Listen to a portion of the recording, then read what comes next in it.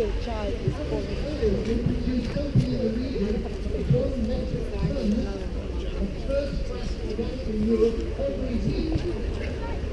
so before the advent of firearms, depleted their population, it is estimated there were perhaps 10 million elephants across Africa, and who knows how many millions across South Asia. As you can tell, we're now down to 500,000. So, a couple of hundred years ago, every week, there were 10 million tons of fertilizer going into the soil. back and then I go to There's the speaker. I want to be able to hear rather than see.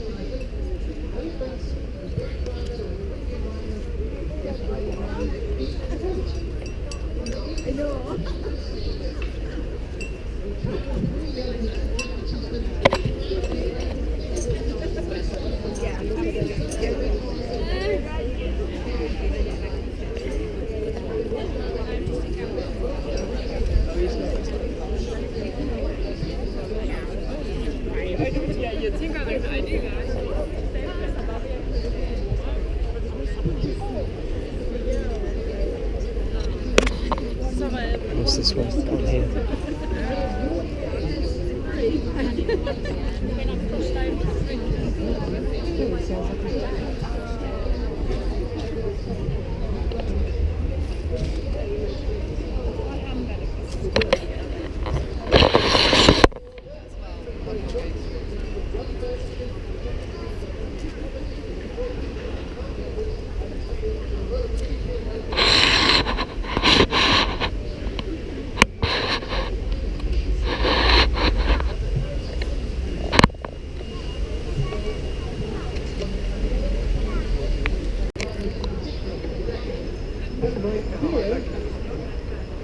Is that if we are not successful, virtual benefits all will reflect. And our grandchildren will only be able to visit these places and see elephants virtually rather than really. And then who will disperse this?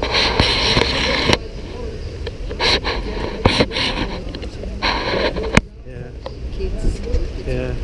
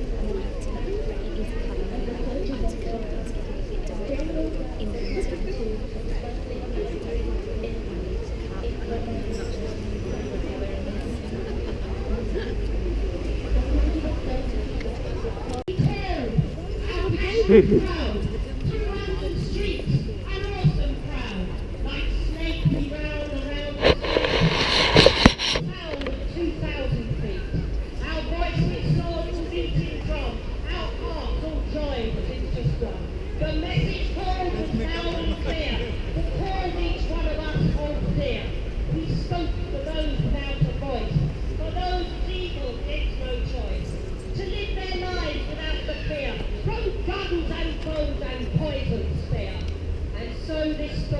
of young and old, determined that this would be told. This blight, this plague, do not ignore this evil murder. No more, no more. And those in power across all land, you can no longer sit on hand. Corruption, death, this evil fuels. We know, we are not fools. We have a moment left in time to stop this senseless evil crime, to shut it down and save these beasts. No more, no less, but very little. So, people everywhere, come out. Stand up, be counted, and add your shout. There's no return.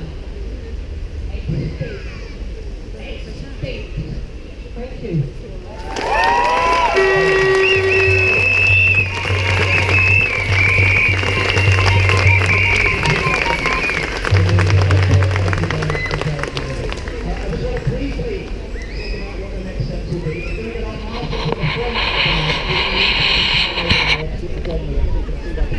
So I need you to line up behind me. We've got marshals in the front, in the middle at the end of this now, behind these jackets. We are to keep to the pavement, not roads to roads. Busy day now, it's stopping going on Saturday. Please be waiting. We don't want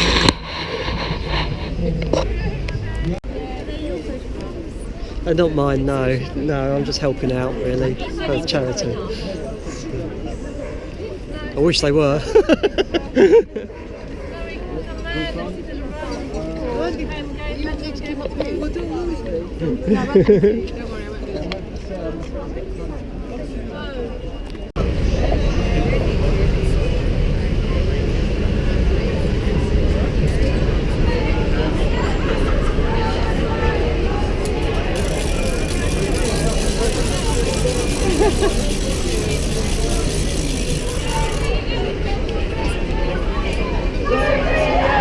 Save our Rhino!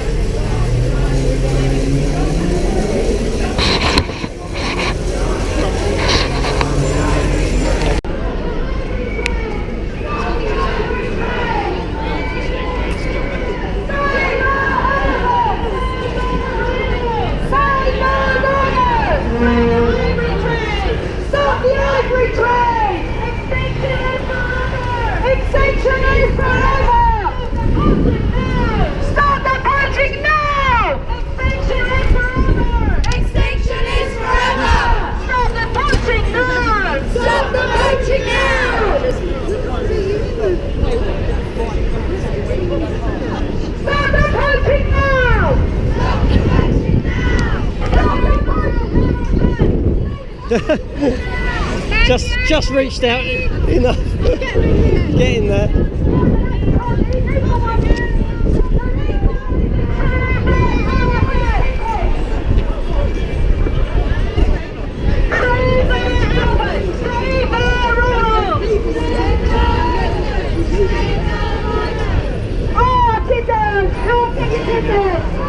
Public area!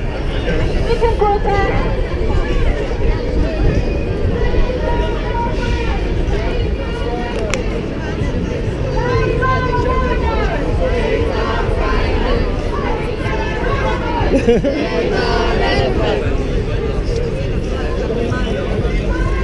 Who else? He can't hear himself talking to his customers.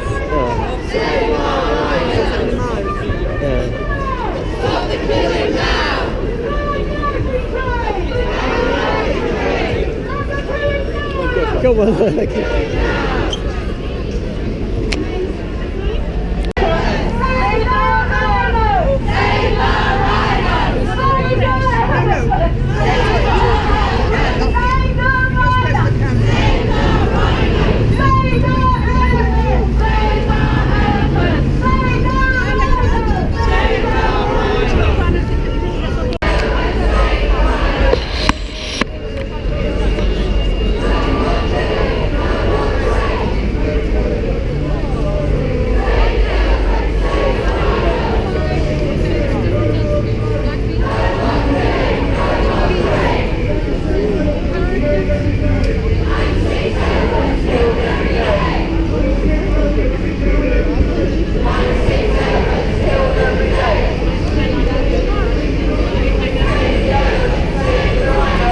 Food cancer guarantee.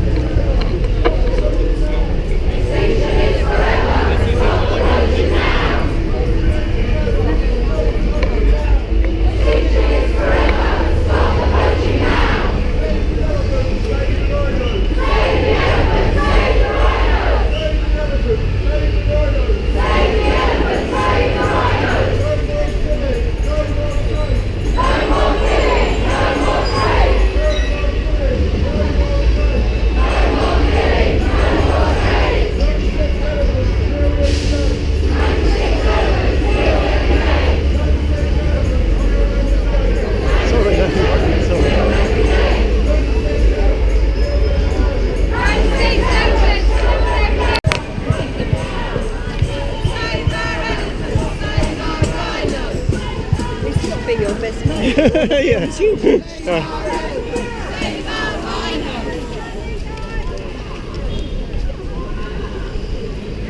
you.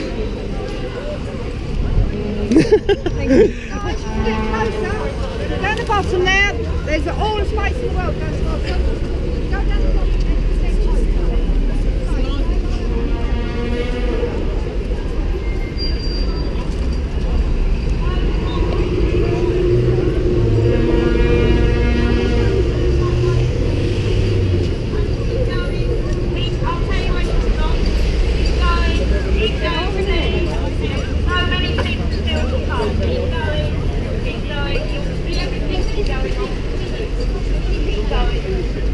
Mr. Winster, wait here.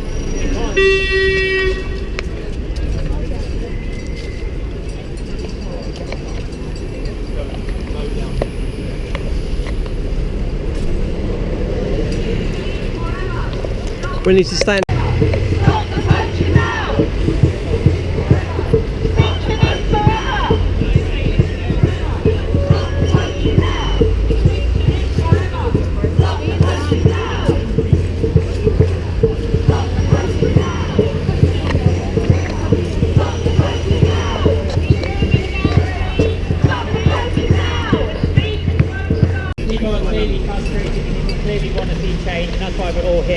making our voices heard, but without you guys giving up your Saturdays, doing this year after year, coming to make your voice heard, sharing the message on social media, getting involved, there will be no change. So well done, everybody. It's an awesome job.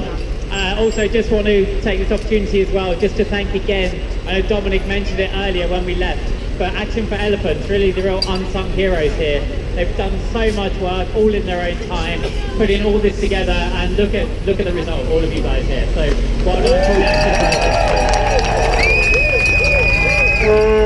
Okay, so this is the part of the day where we hear from some amazing speakers. So we've actually got 7 speakers coming up for you now. Everybody's got about 5 or 10 minutes. If they go over, they might kind of get their microphone snatched away. Because we have a time deadline to meet when we're going across the road to deliver that letter to Theresa May, telling her that we want a ban on the domestic trade of ivory in the UK. Is that right? Good. And when do we want that? Good. Right answer. So, okay. So I'm going to introduce the first speaker. It's somebody who you will all know, and it's an absolute honour to have her here. It's Virginia McKenna.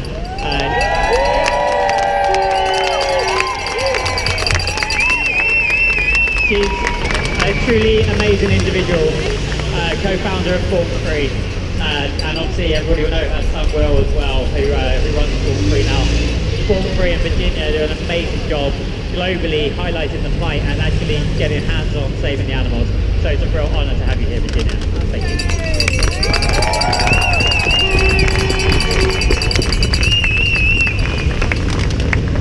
Hello everybody, can you hear me?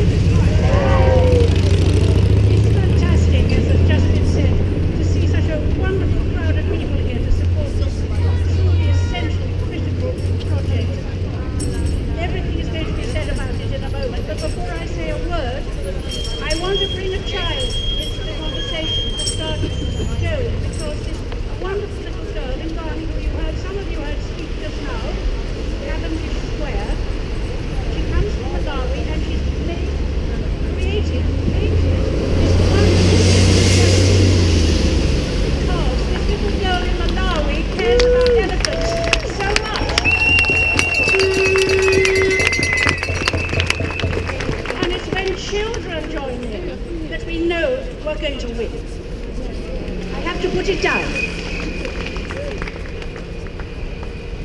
Well, it only seems like yesterday, although it was May, that a lot of us met here to talk about lions and to try and save lions, which we are still trying to do. We were calling our government to end trophy hunting and the importation of those trophies into the United Kingdom. Today, we need to try and prevent the extinction, and I mean that word, of elephants and rhinos. And today, this very day, in Johannesburg, where my son Will is, with a team from Born Free, the conference on the international trade in endangered species, CITES, begins. This conference, this very conference, will seal the fate, or save, amongst others, the 2 species we're here to try and help now. I hope it is encouraging that the Environment Minister, Andrea Leadsom, will be attending the conference at some point. I'm praying that is positive news. As many of you already know, I'm sure, the whole of Africa, there may be less than 400,000 elephants, and under 50,000 forest elephants, 20,000 southern white rhinos across 9 southern and East African countries, and 5,000 black rhinos across 10. Scandalous number. Between 2010 and 2012, 2 years, it is believed that over 100,000 elephants were slaughtered for ivory. Since 2007, in South Africa alone, more than 5,000 rhinos have been slaughtered for their horns for illegal markets in Asia. I simply can't understand why, in spite of all the protests, growing in number and size, from people in all walks of life, we seem unable to stem the tidal wave of suffering and death, trading parts of these amazing creatures as if they were objects on a supermarket shelf. There's mounting pressure, I'm glad to say, from France, the USA, and China.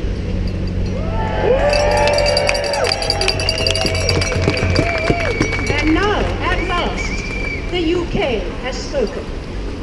3 days ago, the UK government banned the sale of all ivory that is not proven to be less than 70 years old. It is a step in the right direction. But just that, a step. There must be a total ban on all ivory sales.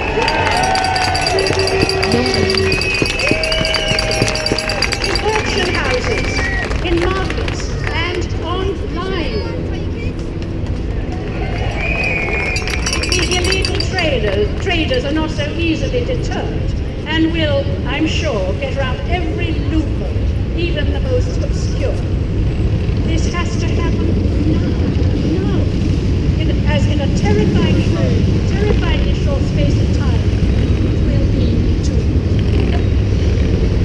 Rhinos and the medicinal ingredients in their horn, we know this is total nonsense. It's made of keratin like our fingernails, has no healing properties whatsoever. Still, some people kill them and chop off the horn. Others don't kill them, but chop off the horn and let it grow again. Some of these rhino farmers stockpile the horns, creating a potential gold mine to sell while they're dead. No question of burning, as the Kenyan government so courageously did with 105 tons of ivory only 5 months ago.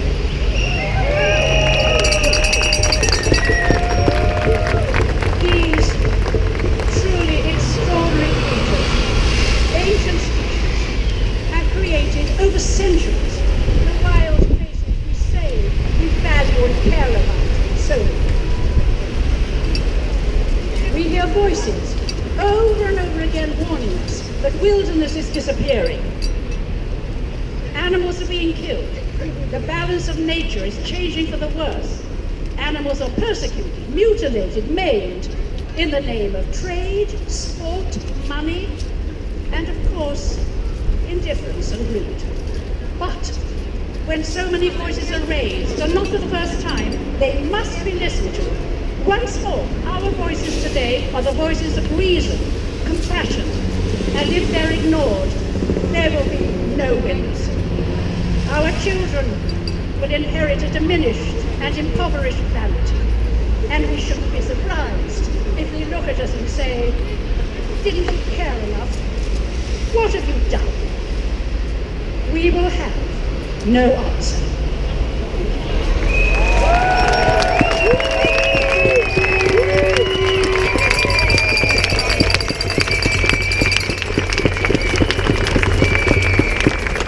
Thank you so much, Virginia, for that.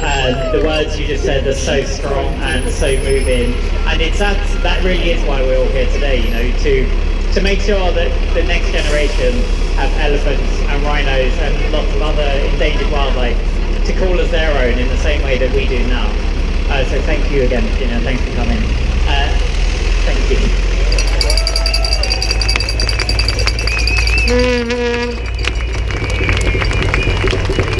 So now for our next speaker, there is somebody that you will definitely all recognise. You'll know him from the BBC and from Radio 5 in particular. He's a broadcaster and a journalist, and he's a real passionate conservationist. He certainly speaks with focus, and he speaks clearly about what's important to the wildlife today with passion and energy. So I'm going to hand over with no further ado to Nikki Campbell.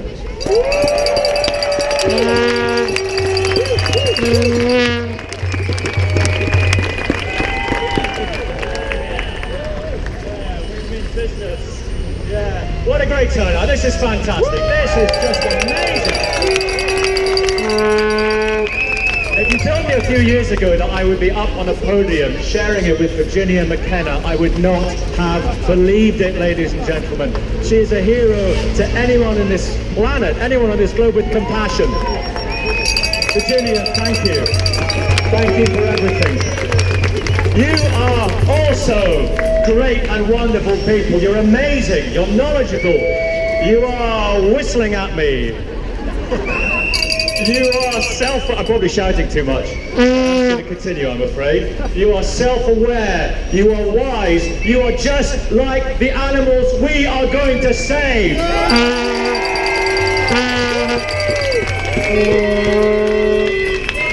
These animals greater than any Mozart symphony, finer than any poem, more majestic than any piece of literature. Better turn it down a bit. Oh, sorry. Look, back here. Where was I? And we will do everything in our every sinew to save these beautiful animals that have been here for millions of years. They've been here for far longer than we have. And you know what? We do not deserve them.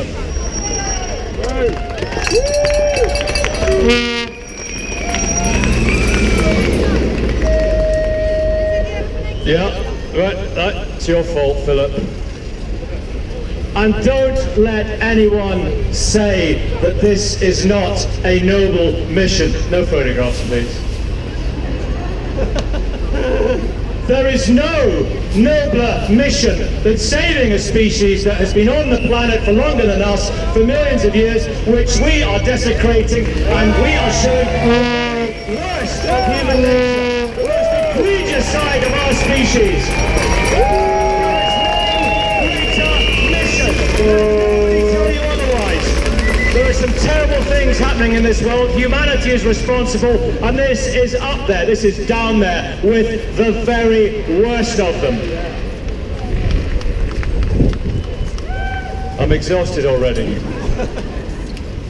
I want to thank so many people. I want to thank you. You know what I can't understand? There's a fantastic crowd here today. Hundreds and hundreds of people. I can't understand why this crowd doesn't stretch down to Hampstead Heath, to Clapham Common. Why? It's getting better. People are getting more and more aware, and that is going to continue. But we should be here, and there should still be crowds in Aberdeen, all the way. Up the M1, past Edinburgh, past my mum's house. I'm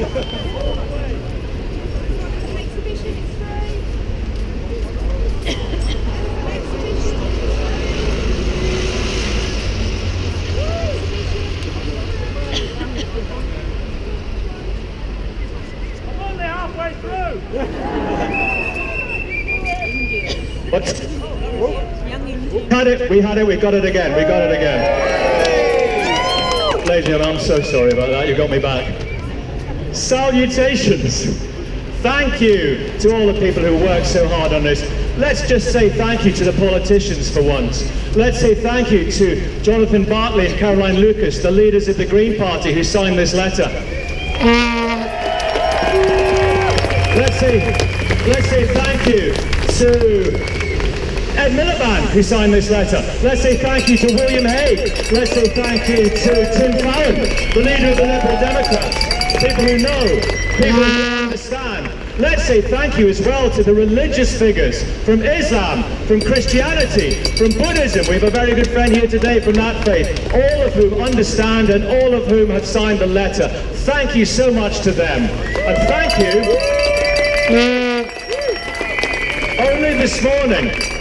Only this morning, Ibrahim Mogra, the head of the Muslim Council of Britain, came to me and he said, can I please sign the letter? Isn't that fantastic? It's too late, but isn't that just amazing? I got to say, and this is in complete confidence, all right? I wrote to the Archbishop of Canterbury's office, right? I said, come on then, Justin, come on, Welbo, sign the letter, will you? And I got the message back saying, it's very nice of you, but he has other priorities.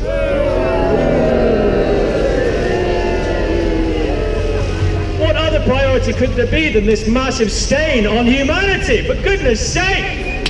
Here's some language you'll understand, Justin. OMG! I also wrote to the head of the Catholic Church, Vincent Nichols. I said, Vince, through his people, I said, come on, get on board. And he said, I'll tell you, he said, sorry, we don't sign things.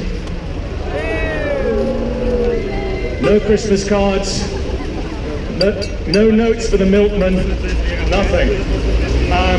But there are people of faith who do understand. And there are people, of course, in these faiths who say that animals don't have souls. Let me tell you something. If you believe in a soul and think that animals don't have souls, you have got no soul.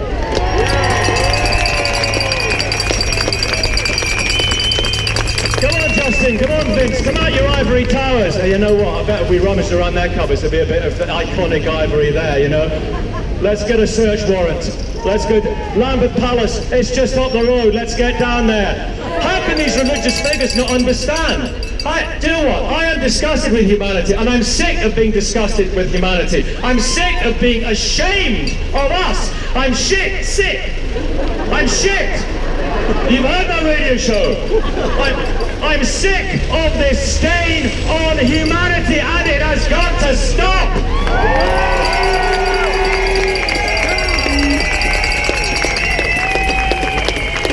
We have got to say to people who have ivory, oh, look at this lovely ivory antique, isn't it beautiful? It is not beautiful, it is disgusting.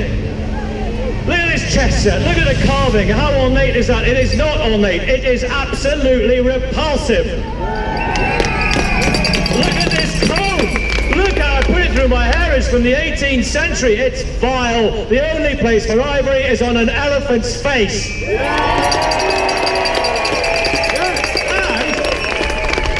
The European Union is going to step back from a domestic ban, a ban on domestic markets. I mean, for goodness sake, the European Union in cahoots, lobbied by the trophy hunting, supporting WWF.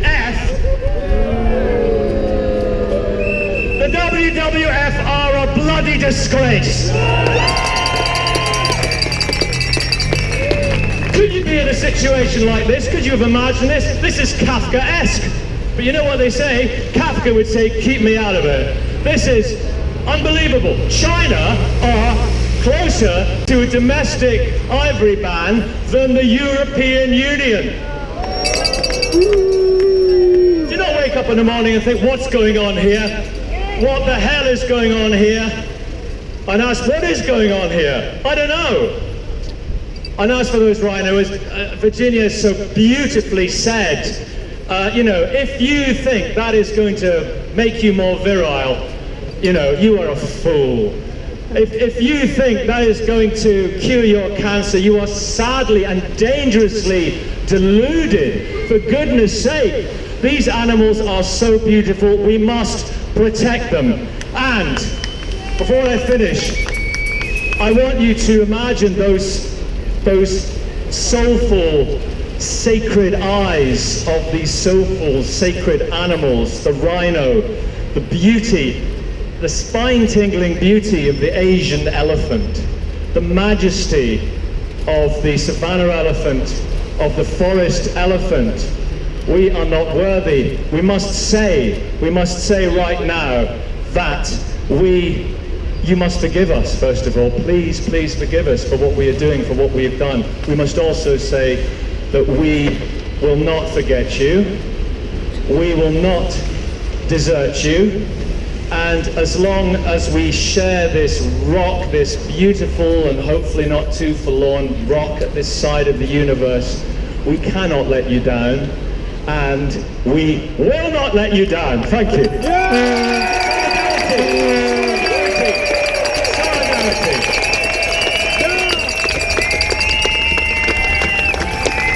Thank you so much. Like I say, so much passion, so much energy, and so passionate about this cause. Thank you so much for giving your time today. Great speech. So now we're going to hand over to our third speaker. And I'm delighted that Ruth Powers from the elephant family can be here today. And the reason for that is because the elephant family focusing on Asian elephants. And I think it's so good to have Asian elephants on the agenda here because they're often forgotten. And they're facing the same challenges, habitat, poaching, and we're always focusing in truth on the African elephants so much. So it's awesome to have Ruth here. I'm going to hand her over now. Hello, elephants, rhinos, come on, this is awesome. Now there is nothing more powerful than an idea whose time has come.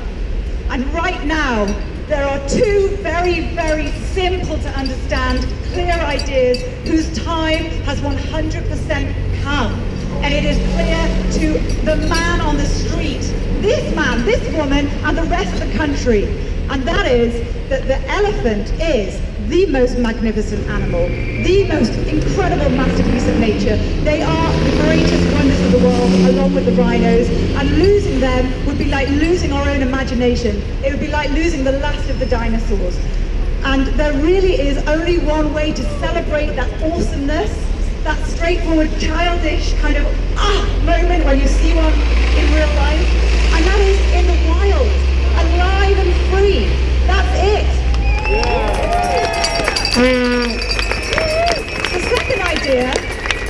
The second idea, which has absolutely had its day, arrived, is that ivory products and horn, like, what is that about? That is disgusting. That is absolutely the dirty secret in an antique shop. That is the thing that you kind of hide, that you're like, oh, I'm sorry about that. That was my grandma. No, let's talk about principles, because that is what government is meant to be about. The laws of our land are meant to reflect the values of our land, right? So why is the law, why is the latest thing that has come out of our government that if the elephant was killed before 1947, that's okay, you know, let's celebrate that. That is an amazing sculpture, whatever on earth you've done with it. Keep going, keep selling it. No. That is not what our government should be doing. We are in a crisis. Let's just keep it simple. The conservationists have got a hard enough time trying to save these species. Let's go for an all-out ban. And finally, as we are now off to CITES in Johannesburg, okay, as the government is representing all of us here in Johannesburg, and at the moment they're looking likely to back EU and go with this kind of halfway house, half-hearted, sorry, frankly lame, in-between ruling, let's just think Fleetwood Mac. Let's just channel, go your own way, UK government. What was Brexit all about, whether we agree with it or not? What do you think? What do we think? Represent your people, and please operate on principle. Thank you.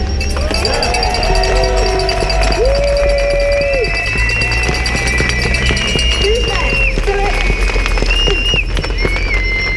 Well, whilst I'm still here and Philip is coming forward, yes, Asia. Just to say, Asia is so overlooked. We talk about maybe 400,000 African elephants. We talk about what it would look like if you missed a naught off that number. That is already the situation in Asia. We are down to maybe 40, 50,000 across 13 different countries, a few hundred left in China.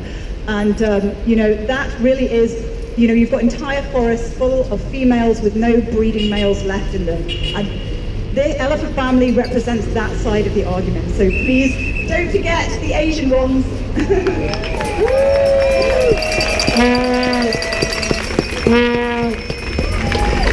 Thank you, Ruth. Okay, so just for Ruth's behalf, let's give a massive cheer for Asian elephants.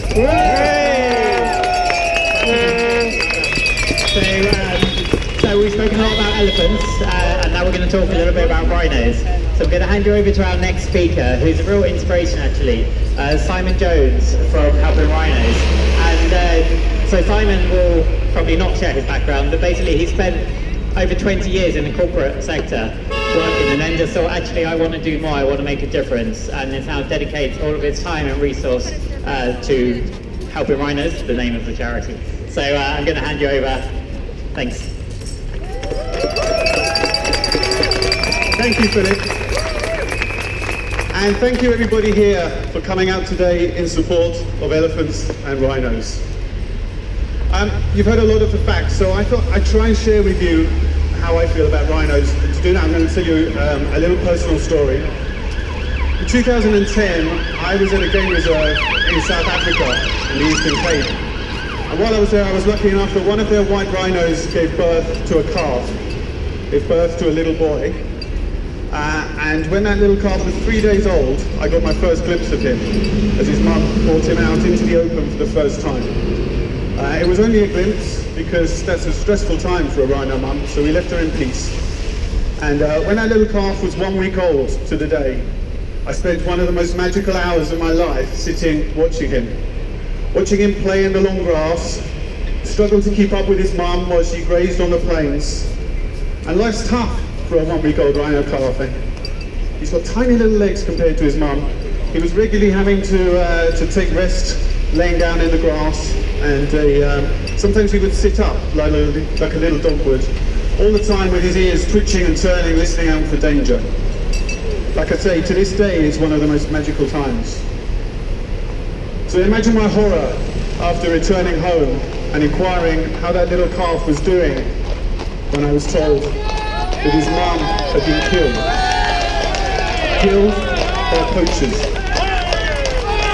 Now back in 2010, this rhino poaching crisis was only just starting to take hold. We didn't have the experience back then that we do now on raising rhino orphans. And without a mum, that little guy didn't survive either. And 6 years on, it still hurts. And I still stand here now telling you the story, really holding back the tears. But it's not an isolated incident, as we've heard. That scene is being replayed over 3 times every single day across the continent of Africa. It's 3 times every single day. And for what? For its horn on its end of its nose. And as Virginia said, it's made of nothing more than keratin. It should have absolutely zero value to anything and anybody other than a rhino.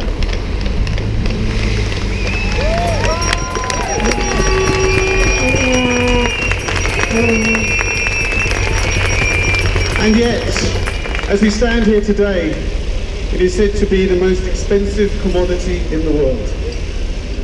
Unbelievable. Something that's the same as our a hair and our fingernails was fetching between $75,000 and $100,000 on the black market. It's driving around 1,000 rhinos per year, over 1,000 rhinos per year to be killed. And let me tell you, that little calf I told you about, you won't ever read about him in any poaching statistics. Technically, he's not a victim of the poachers.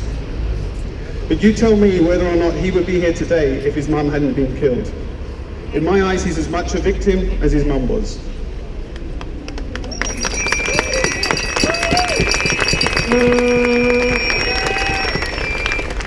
So I stand here today as the CEO of Helping Rhinos and as a concerned member of the public, and I make 3 appeals. The first appeal is to our government, and to governments around the world, to implement an enforceable legislation against the use of illegal wildlife products.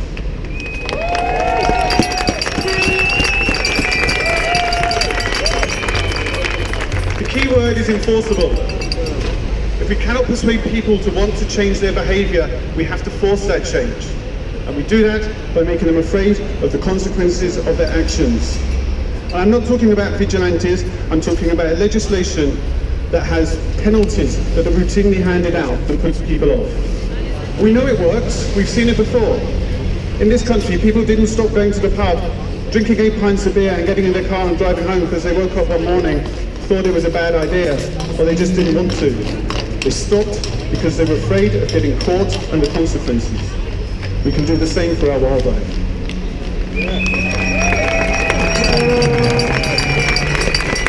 It's time to stop the mixed messages. Surely no more mixed messages about illegal trade in rhino horn. It won't work. No more mixed messages about whether an ivory piece is old enough for it not to matter. It does matter. And it has to end, and it has to end now.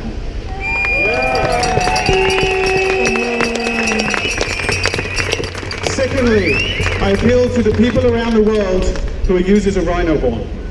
Please stop.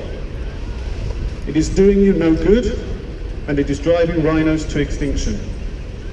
I'm encouraged by our partner in Vietnam, who tell me that the next generation are showing signs of caring more about wildlife, looking differently how they use animal products in their culture. So I appeal to the youth of China and the youth of Vietnam.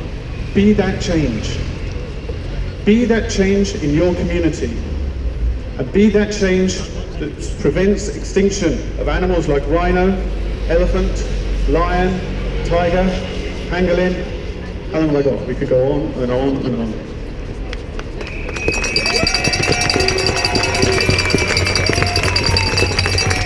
And lastly, I appeal to you, the people on the streets in London and around the world. You have a voice. Join the herd. Make a difference. Use social media. Used in the right way, it's an incredibly powerful tool. Think about the ice bucket challenge and how that invaded our lives not so long ago. Write to your local MP. Tell them that you don't wish to live in a country that has a domestic trade in endangered animal parts like rhino horn and ivory. You can help to make a difference. Today, as we heard earlier, is the start of the CITES conference in Johannesburg, and the delegates with a vote have a big responsibility on their shoulders. We have put our trust in them to make the right decisions. And our wildlife is relying on them to make the right choices. The world is watching.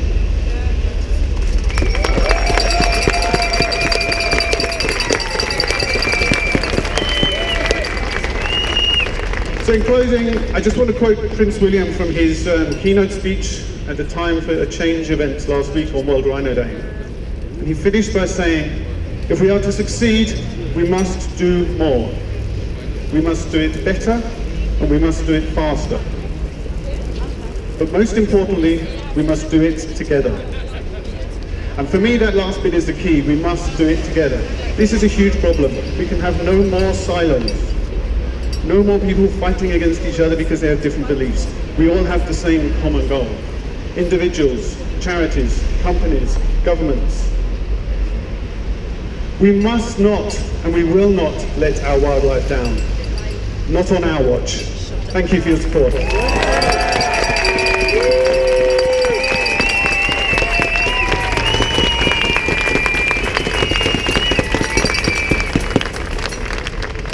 Thank you, Simon.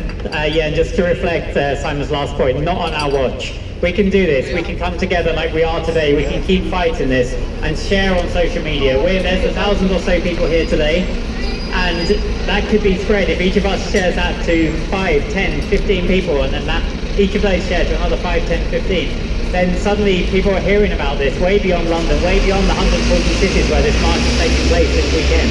Share it wide, share it far, and we can make a difference. So, next speaker is somebody that you'll probably all know too, actually. She's an environmentalist, broadcaster, and a filmmaker, and pretty much never seen without a camera crew in tow. And it's not just elephants and rhinos that Annika Svenska focuses on, also lots of other campaigns which many of you will be familiar with too, which we're not here to talk about today, but things like Badger Coals, puppy farms.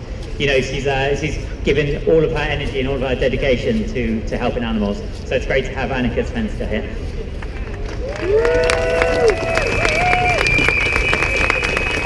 Hello everybody, this is amazing. There's so many of you here. It's brilliant. It's a really huge turnout. It's absolutely fantastic. It's really encouraging. It shows that everybody is getting behind this. And I was having a little chat earlier when we were walking along in the march, saying that lots of people feel that protesters are sort of stereotyped, you know, hippies or people like that. I mean, look around, everyone around here. You're all different. You're all representing every single part of England, every single class, every single colour, every single age. This shows that England wants this. We want the ban stopped in the trade in ivory and rhino horn. All of you want it. It's brilliant. Give yourselves all a big round of applause.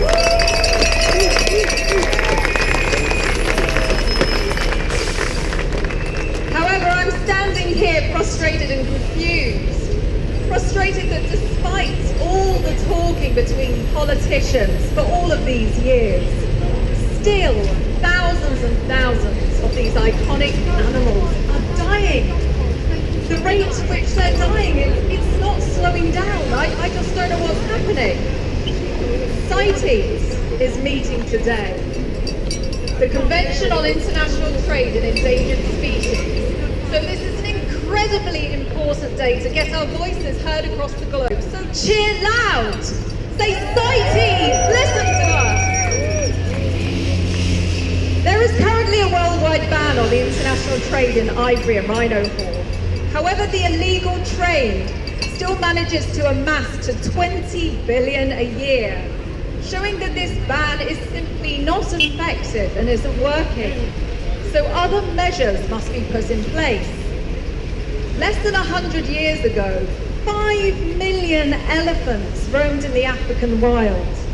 90% of these animals are now gone.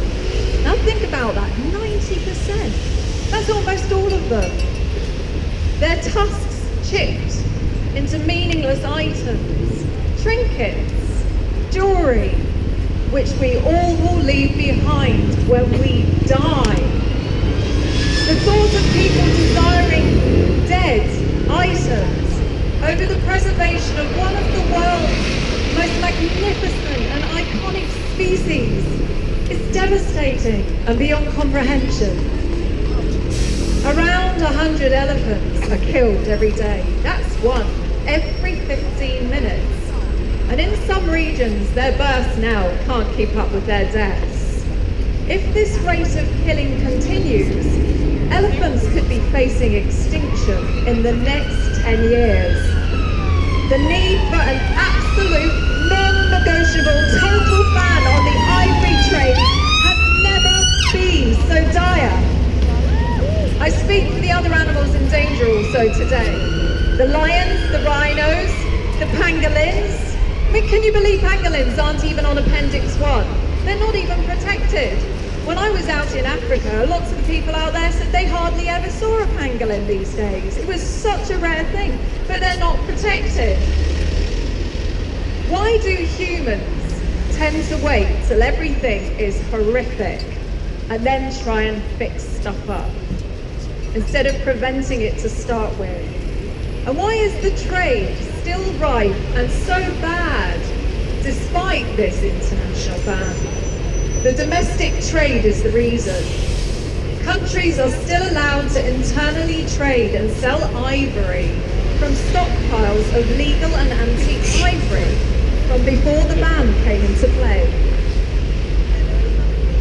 The domestic trade in ivory is used as a smokescreen by traffickers to launder freshly poached and illegal ivory, which are then presented to buyers as legitimate products.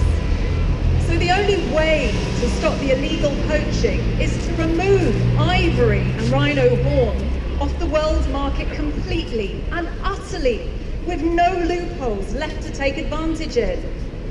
Because once a tusk is crafted into an object, it's very hard in cases to see if it's old or new ivory. Surprisingly, the USA is the second highest illegal importer of ivory. Did you know that?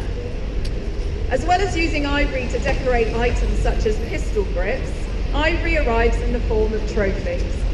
It's imperative that the USA now clamps down on trophy hunting. And what's all this disguising their hunters as conservationists? There's no place in this world for blood conservation, which we know there are some charities do support.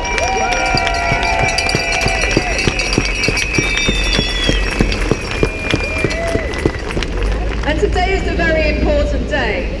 We'll be delivering a letter to Downing Street, asking our new Prime Minister to act correctly. We want her to make a ban on all trade in ivory in this country. Yeah. We want to shout over there and get our voices heard. So what to do now? I see it very clearly. All the remaining elephants and rhinos which are not on Appendix 1, and there are some still, surprisingly, must all be put on Appendix 1 now, so they are protected across the world. We can't have bits of ivory floating around. It's just not going to work. All domestic trade in ivory and rhino horn must be stopped in every single country. Every country's stockpile of ivory needs to be destroyed now. No exceptions. Burn it to the ground and give it the burial it deserves.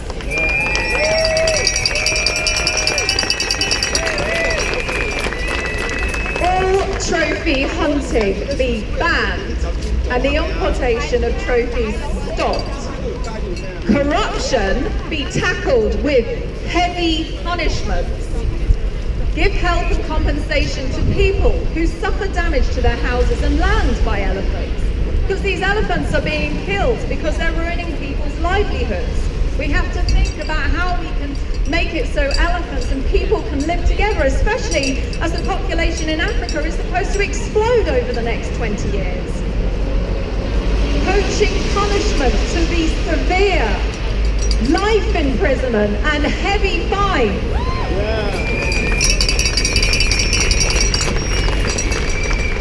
We need heavier border control and the online website trading clamped down because a huge amount of ivory is being traded online unregulated.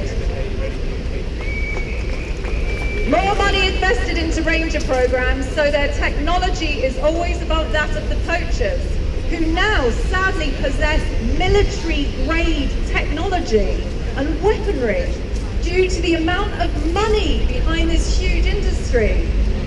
Finally, and perhaps most surprisingly to you all, the policing of some state rangers.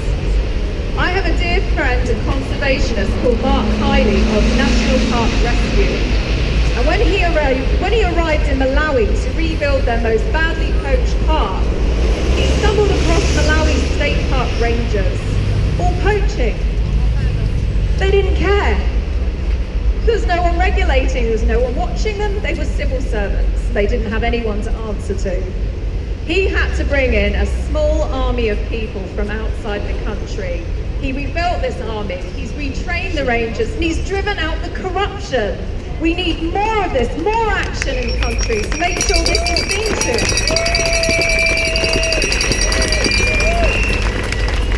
But the main thing is we need to ban the trade and ban it now. No sale of old antiques, no sale of stockpiled ivory, no conservation trophy shooting, no sale of anything that contains ivory or rhino horn, and no more almost bans, and no more, oh, we'll burn some of our ivory, but not all of it, statements. No more old ivory sales, no stockpile negotiations, nothing, all gone. Zero tolerance. Do you agree? Yeah!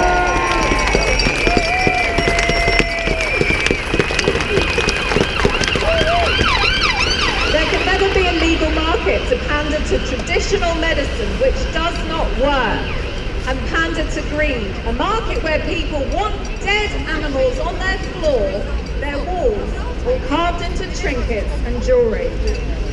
Finally, I will end on a thought by Lawrence Anthony, the Elephant Whisperer. But perhaps the most important lesson I learned is that there are no walls between humans and elephants, except those that we put up ourselves. And that until we allow not only elephants, but all living creatures their place in the sun, we can never be whole ourselves. Thank you.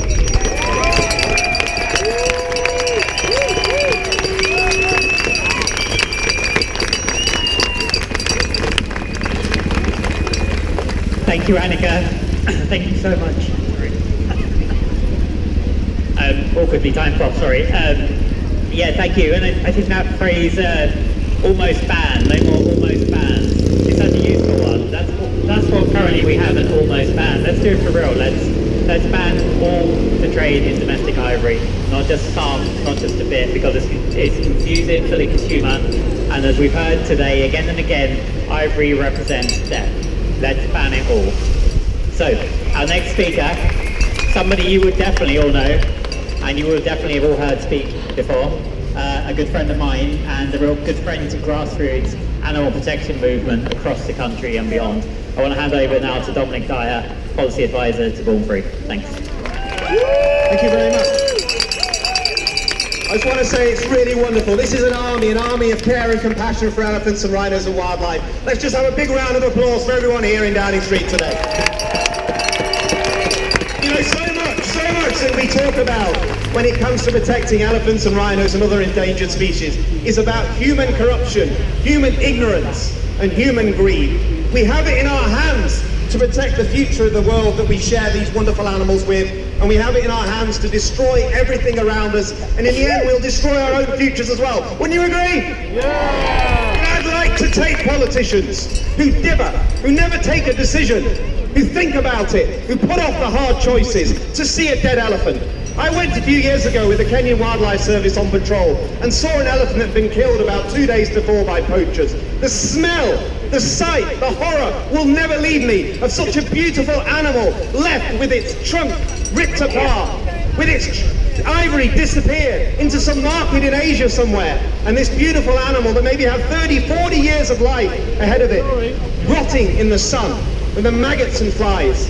That would never ever be something that these politicians could forget. But most of them will never see that. They'll only hear about it. And that's the difference. That's why we've got to get across this message today. In 1979, we had 1.3 million elephants in Africa. We probably have less than 400,000 today. Of savanna elephants, we've lost 30% of them. 30% in the last 7 years. Forest elephants, we've lost 2/3 in the last decade. Less than 50,000 left today. 20,000 rhinos, losing over 1,000 a year. Do any of us think this tragedy should go on, do we? No! And what do we get? Oh, we'll think about having domestic ivory bans. We'll think about it. We've got no time to think about it. Wouldn't you agree? Yeah! I'm sick to death of programs like the Antiques Roadshow, like Flog It. They get millions of viewers celebrating ivory and rhino horn as something of beauty, something that we can flog to make money out of. No, it's something of cruelty and destruction. It should not be on those programs anymore. It's a disgrace and it should stop.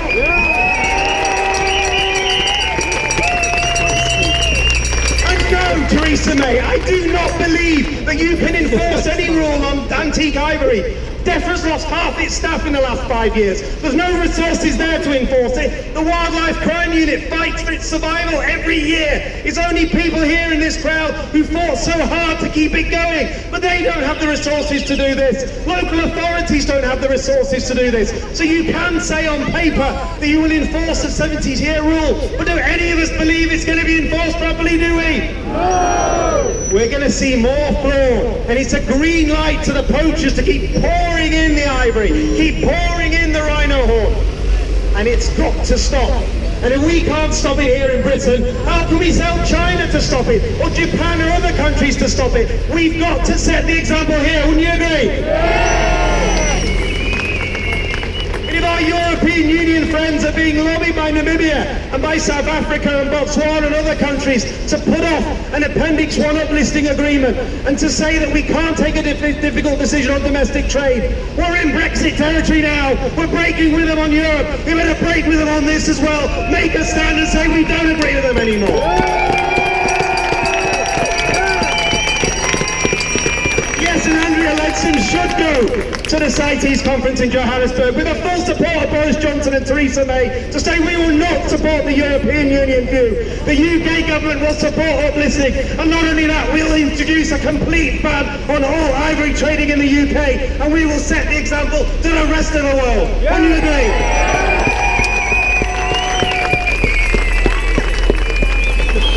It's not only that. I've been talking to politicians for years, and thankfully some like Zach Goldsmith, and I hope some like Boris Johnson are beginning to listen. We spend over £13 billion a year on foreign aid in this country, 0.75% of our GDP, more than anywhere else in Europe.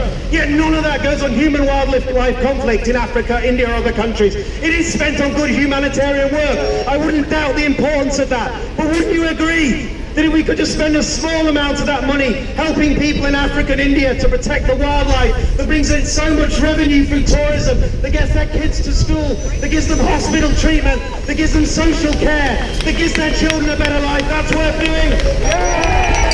And that's what we should be calling for. Because that's our taxpayers' money, and we should have a say in how it's spent. And we have big military budgets in Britain across NATO. Yet African countries on the front line of this battle against poachers, the meddling cartels and others that are coming in with the sophisticated helicopters, high-powered rifles, night vision equipment, they're going up against poor people fighting back this force with old Lee Enfield rifles or rusty guns and poor training. Do any of us think that's acceptable? These people are dying trying to protect the future of Africa's wildlife, and it's about time that countries like Britain gave them more support, wouldn't you say? And even in the most developed country in Africa, if you look at the Kruger National Park, geographically the size of Israel, it's got 3 helicopters to patrol the whole national park to hold off poachers that are threatening some of the biggest elephant and rhino herds left in the world. Should we not do more with our military to help the South African government, to help the Kenyan government, deploy helicopters, military personnel, drones and expertise so they can protect their wildlife for the future? Is not that a good use of our defence budget, would you say? And I'll say this to Japan. I fight with Japan every day. It's a country I have huge respect for, one of the most developed countries in the world. Its economy, its innovation technology brings huge benefits to us all. But it has a blind spot sometimes when it comes to wildlife conservation, be it on whaling or be it on Taji dolphins and campaigns you're familiar with. But the Japanese are saying they still want to keep their domestic ivory market open. They want to keep the ivory carving shops open. We have to say to Japan, enough is enough. If China makes the move, if America makes the move, if African countries make the move, if Britain makes the move, you must do so as well. Wouldn't you agree? We are at a tipping point, but never ever underestimate the importance of public pressure. You are making a difference here. By coming together in cities like here, in New York, in Cape Town, across Africa, Johannesburg and other places, the world is waking up today to the threat of Africa's elephants and rhinos like never before. The social media explosion we've seen in this country and around the world is having huge influence over the future of this debate. You have power that you could never have dreamt of a few years ago. The images you share of these animals, the demands you make of our governments to make protection measures work is beginning to have an impact. And let me tell you this, there is no justification for trophy hunting anymore. If any of you have seen that Sky News report yesterday from Namibia, where the Sky News reporter went out with the American hunter that was so ashamed he wouldn't show his face from Texas, with a so-called professional hunter that was going to take the bull elephant from the herd, separate it, shoot it cleanly so the American hunter could take the ivory home. Well, it didn't work out that way, did it? If you watched the program, you could see they didn't get a clean shot on the elephant. They wounded it. It took them 4 hours of going through the bush to kill that bull elephant off in the most horrific way, so that American hunter could have its one remaining piece of ivory to take home to his house in Dallas in Texas. And he could be a proud man of what he achieved. Do any of us feel the future of protecting Africa's elephants is to shoot them and kill them in our way? No! We have a choice now. Introduce protection, uplisting for all Africa's elephants. Stop the domestic trade in ivory in every one of these countries. Channel our international aid budgets into giving defence support on the ground to African countries to protect their wildlife. Educate through programmes we have with the British Council, the Foreign Office, in places like China, a new generation, many of whom study in this city, but the future for them is to show their country will no longer be a home for big demand for ivory products or rhino horn. Do all of you agree that's the way forward? Yeah. We won't lose this battle. If we lose it, it'll be an ecological disaster, but it'll be a human disgrace, and it won't happen. Thank you very much.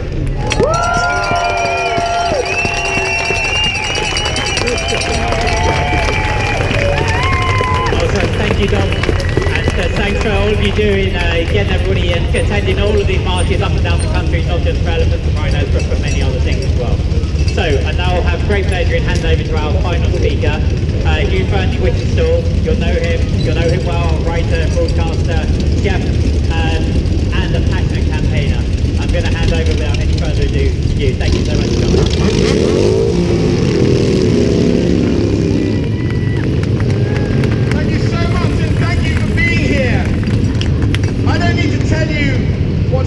to Africa's elephants.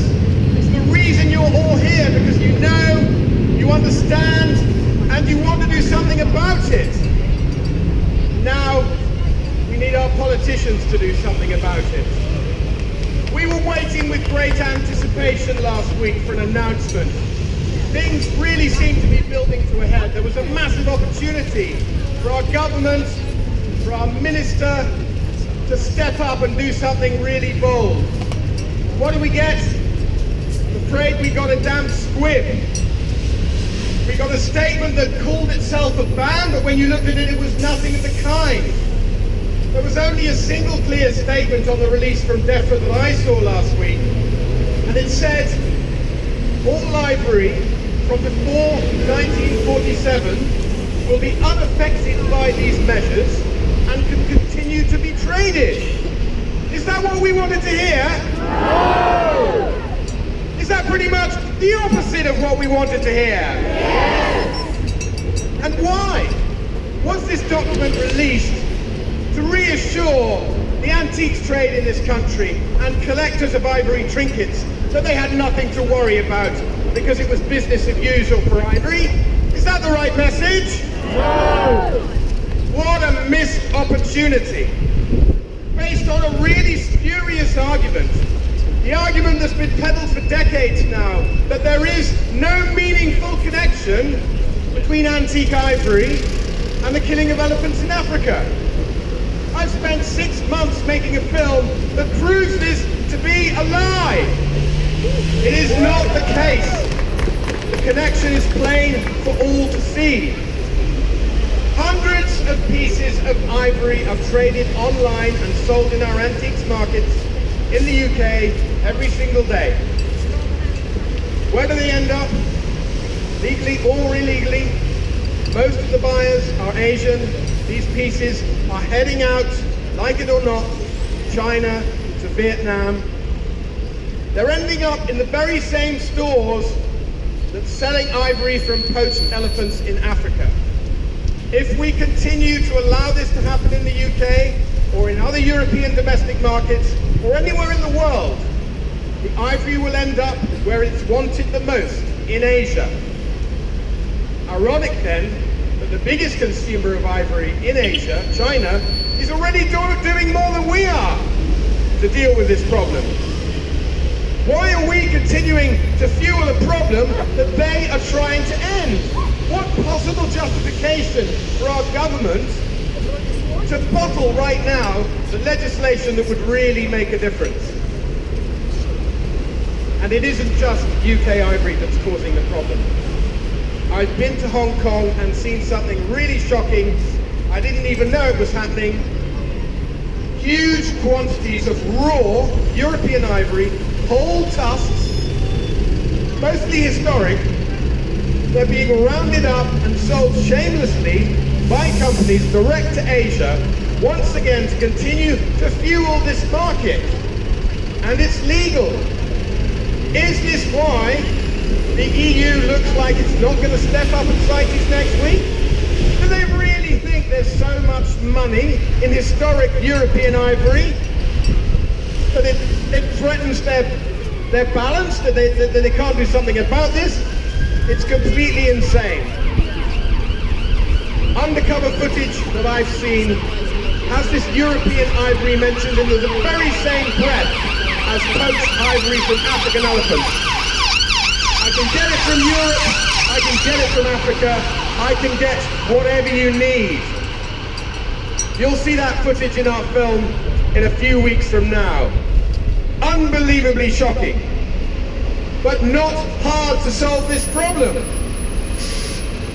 So like everybody else who's been standing up here today and shouting with tremendous passion and great insight, many of them working on this problem for many, many more years, decades of expertise and passion. In that respect, I admit I'm a Johnny-come-lately, but by God, I've been shocked at what I've seen, and by God, like you, I want to do something about it. So are we going to do something about it? Yeah! So that's why I've got this in my hand.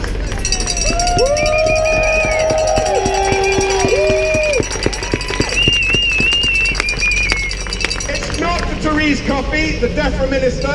She hasn't stepped up yet. It's not for Andrea Leadsom, the Environment Minister. We're still waiting to see what she can do. We are going straight to the Prime Minister of this country because we think she needs to deal with this problem.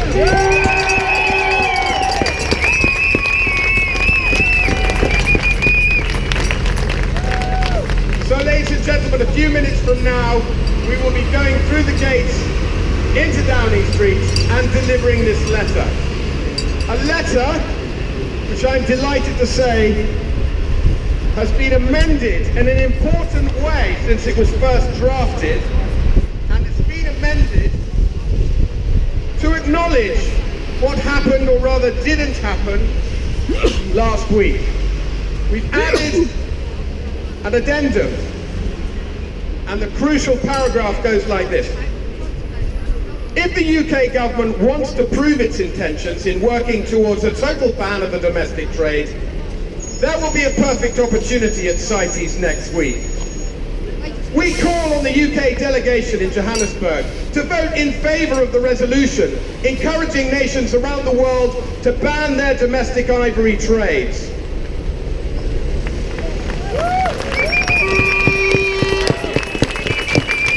Whether the rest of the EU will support this resolution appears uncertain, and the UK should endeavour to persuade the EU Council to back it. That's their first obligation, that's the first opportunity to show leadership. Persuade the EU to change their mind now. It's not too late. They need to recognise the connection we've been talking about between European ivory, between UK ivory, and the killing of elephants in Africa. They cannot walk away, they cannot deny that connection anymore. Thank you. If we fail to persuade the EU, that's not the end of our obligation or opportunity. The paragraph goes on, if necessary, the UK should follow its conscience and vote separately, as it has done in the past with supporting the ban on fishing for bluefin tuna in 2010. And what a rightful move that turned out to be. So now is the time for the UK to take a principled stand again and to do all it can to save elephants from extinction. Thank you very much, everybody.